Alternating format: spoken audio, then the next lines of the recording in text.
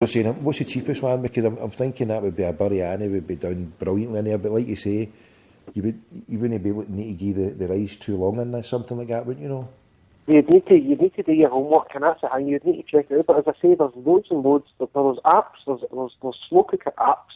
So slow cooker recipe apps on the iPhones and on the Androids. You can probably tell you to do it. But as I say, that would be the hard part, getting the timing right. If it doesn't give you a recipe on there, it'd be getting the timing right would be hard. Because when I was talking to your man Kaz yesterday, and Solly's, when I said to him about a slow cooker, he didn't even seem to know what I was talking about. He thought I was talking about a pressure cooker, which is fucking something my mum used to use, a pressure cooker. So whether that would be covered, I don't know, but I would imagine it would be, because, fuck's sake, there must be recipes out there for it. But like I say, that's the hard part, because if you fire the rice in at the start and you're cooking it for 6, 7, 8 hours, man, the rice is going to be fucking, it's going to be disintegrate by the time you go eat it, you know what I mean? Well, maybe we'll be just doing it for a couple of hours, because the chicken, does the heat, see when it goes slow, does that mean the heat is a low constant temperature, or can you increase that heat up? Let's say you wanted chicken to be in 2 hours, can it go up a bit then? Aye.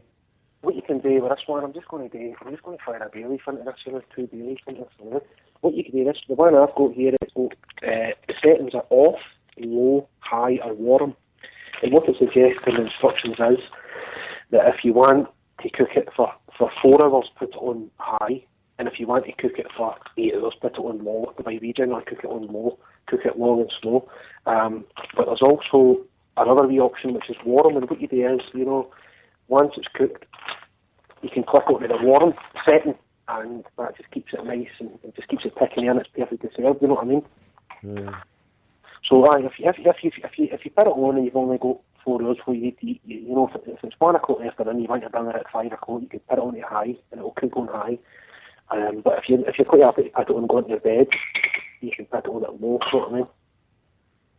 I was with my mates the server on there, and I was telling his wife about it, and she's like, I couldn't go to my bed with one of these things the zone. I says, no, that's what it's designed for, you know what I mean? You can't be paranoid and worried about that, because that's a whole concept. I don't know where the originate for these things, but honest to goodness, it's the best thing I've bought, and I'm just disappointed now it taking me as long as it has to buy it, because it was bought a week ago and it's been used about 4 times already, you know what I mean?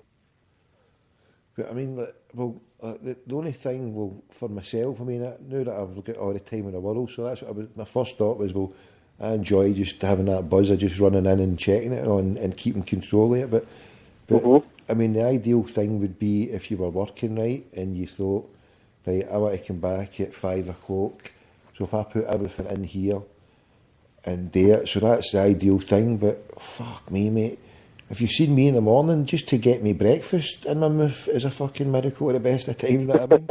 So to sit there and put everything in for the night's dinner, you know what I mean? Right, or the 3 Waynes when they're going to school, try to get them breakfast and then try to cook them breakfast. In an ideal world, I mean, it'd be brilliant to actually to sit and do that. For me, that would be a thing. But I suppose, but then what's the benefit of, if you're cooking it overnight, you're saying 8 hours, but if you cook overnight and you're having it for your dinner the next day, is that no too long to cook it? Because if you're doing it, say you go to bed at 10 o'clock and you're not having your dinner at 6 o'clock, I mean, is that no on for 16 hours? Is that no... No, but all you do is you turn it off and warm it back up, because you know yourself with meat, you can't really, unless you don't want your meat, unless you're cooking a steak and you want it rare or medium, you can't really cook meat too long, can you? Because it just becomes more tender the longer you cook it. So the more it sits, the more it cooks, in my opinion, the better. And see, like for the now, as I said, that's me up there and having a look at it again. You can manipulate it as it's cooking if you're in the house, but if you don't need to be in the house to manipulate it. You can be away out doing what you want today, so it gives you all the options that you want, you know what I mean?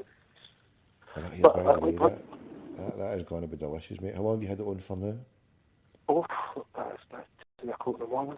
I cooked that, I fried that half at 9 o'clock. Oh, that's the answers are back at 9. So that'll cook for easy 12 hours by time, no, 10 hours at least. I'm just looking at it there and all, you can see the meat's all coming out the bone now, you know what I mean? But that's one of the things that's putting me off it, because I don't really eat. I like foreign foods, but I'm a bit of a lazy eater. I like to just pick up a bit and eat. I don't want to chew bits of bone out it and stuff. But I've got a good pal for Libya. He's a good guy, and I went to his place one night, and he cooked. What did he call it? He basically cooked me Libyan mince and tatties. You know what I mean? It was lamb steaks and a tomato kind of sauce with couscous and stuff. And he shook, actually quite strange, I found it weird at the time, he shook cinnamon all over the top of it, you know, and you think, I think the cinnamon has been a bit sweet, shook it all over the top of it, and it was delicious, but the dirty bastard made me suck the marrow out the lamb bone, and it was fucking, oh man, I was nearly sick. You tell me it gave me a good hard on, but it nearly made me sick, you know what I mean? You know, see with that there, you're saying there, the meat just falls off the bone. See that the meat. The first one that I did. I mean, the second one I didn't give it as long, and I didn't kind of steam it the way I did the first one. So the meat wasn't as tender. It never fell off as much as the first one. But for what I remember, for that first one, it just. I mean, there was hardly any bones there because for the first couple of plates that I had, all the meat that I was pulling out, the meat was just coming out without any bones on it. And then I think it was the last plate full I pulled out.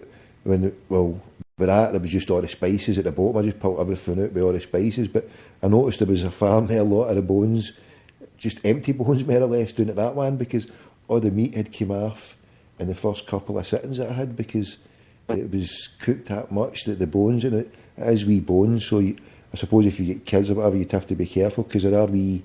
Well, they're not actually small, but as I said, if you're cooking it for that length of time, I'd be surprised if the bones are not sitting down at the bottom of the pan and every bit of meat is just fucking. I mean, I love that bit. I love that part when you get a bit of bread and you get the meat inside it, and it's a bit of a pain in the arse if you get a wee bone. But the majority of that first one, I was just putting in my bit of bread and just fucking scoffing it down, and there was no bone there to fucking give me any worry, you know. Mm-hmm. But the thing is, I think I know what you mean, but I just don't like picking out bits of stuff. I'm obsessed with it. See when I cook chicken in a curry, I cut see that white membrane that goes across the breast of chicken longways. That cooks away and disappears. I cut that out. I'm obsessed with it. I try to stay very, very healthy, and I cut that bloody thing out. And I know it's stupid because it cooks away. So I'm one of those people. Any bit of meat I like to put on if it's all lean and there's no bone, there's no fat or nothing on it. But I think that's just a Western thing. We're quite lazy, aren't we? We're very lazy. Whereas if you go to the Arab world and stuff, they love to put their meat on the bone. They're no shy of getting their hands dirty and getting in and getting tucked in with their food. I think they're just a wee bit different way we eat their food, and I don't think they do it the right way, to be honest, because any meat cooked on the bone is always nicer. I know.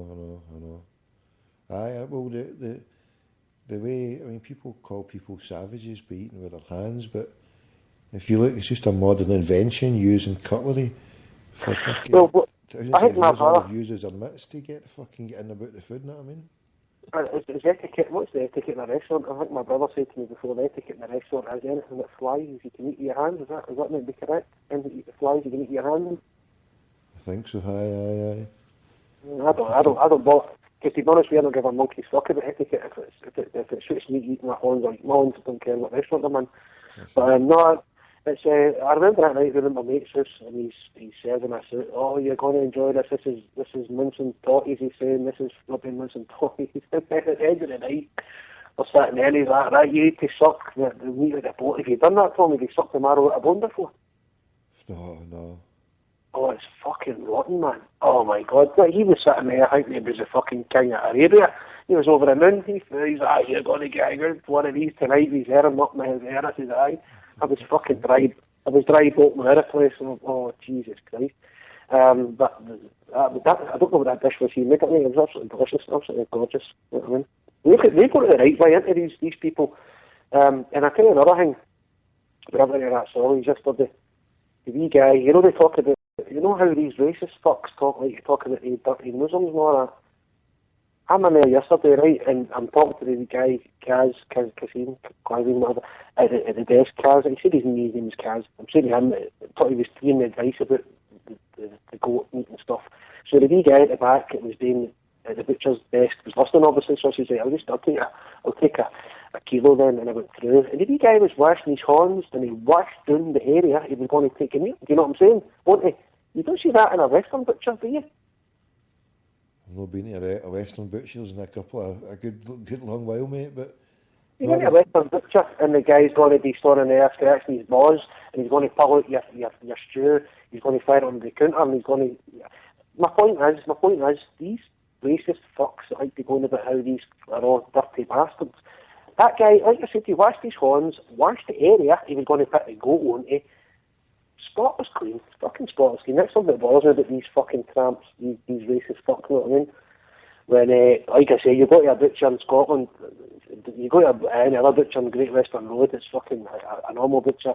You go to the back, smoke a fag, scratching his fucking arse, scratching his balls, doing a fish, you know, come in and you'll serve you your mince, you know what I mean?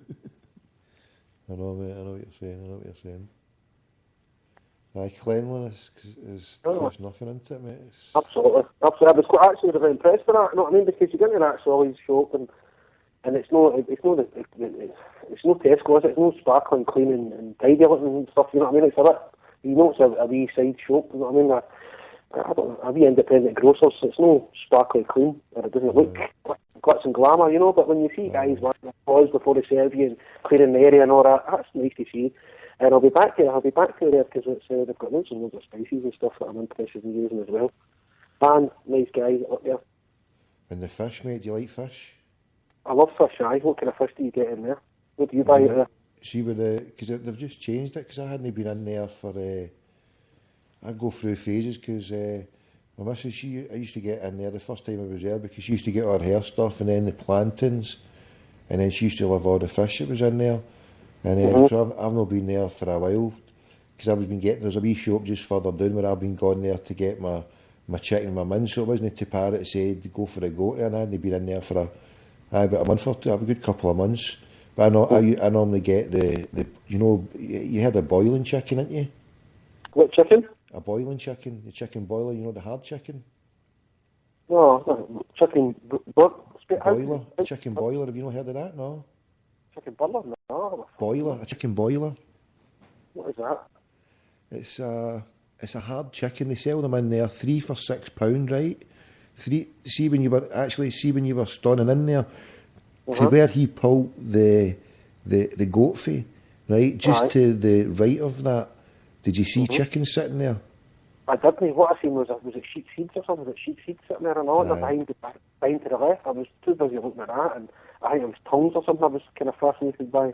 Aye. But to the right there was chicken, and they're hard coated chicken, they're hard boilers. And my ma, she when I went and got some a few months ago, she was like, "Oh, that's the ones that we used to get," and she said because we could only get them, it was the cheapest chicken you could afford. So back in the day, your ma or whatever, your family would have probably got these chickens, and it would have been the cheapest ones that they could afford. And they're hard chicken, see, to eat. The meat, you need to cook it for hours, right? To tenderise it, because the chicken is that fucking hard. So you go eat it, it's fucking, even if you cook it for a good, see, you put it in one of your slow cookers, the chicken will still not be like, see your normal chicken, if you put your normal chicken in it, it'll all fall apart on you, know, the meat. But one of these chicken boilers, it's a chicken boiler, the meat is tougher, it's a tougher type of fucking chicken, and they call it a chicken boiler. My missus used to call it a chicken boiler, the boiler chicken, and that's why it's a boil. I think it's a boiled chicken. I don't know if they boil it or whatever, but it's a fucking hard chicken anyway. As I say, you get 3 of them in there for £6. So even now, it's still cheaper than the chicken they get now. And there's a one there, just in front of all that stuff, they call it, there was chicken gizzard. Have you tried that, the chicken gizzard? No. What is that? Jeez. Oh, that is just that is a feast in itself. But how can I explain it without putting you off your goat? It's the chicken, I call it the chicken fanny or the chicken bum area or whatever it is. But it's whatever part of the fucking chicken it is. But that's the way my missus used to call it, fucking the chicken fanny area or whatever. But you need to clean it all. It's fucking disgusting. Like when they give you, even with the stuff there, you need to clean it off thoroughly before you cook it.